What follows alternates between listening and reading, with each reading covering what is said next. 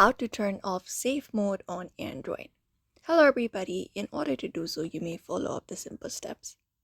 So the easiest method to turn off safe mode on an Android phone is simply restarting your device.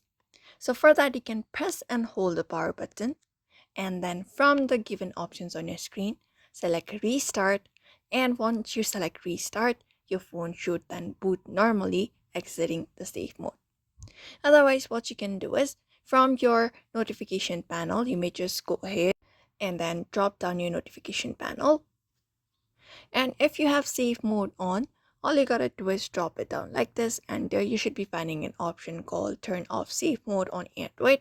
Just go ahead and look out for that option. For example, something like that with this pop-up right here, which is called safe mode is on, all you gotta do is tap on it to turn it off and it will turn off. Although this option may not be available in all of the devices, you can just follow the step in order to do so. Otherwise, a simple restart also should turn off your safe mode on Android.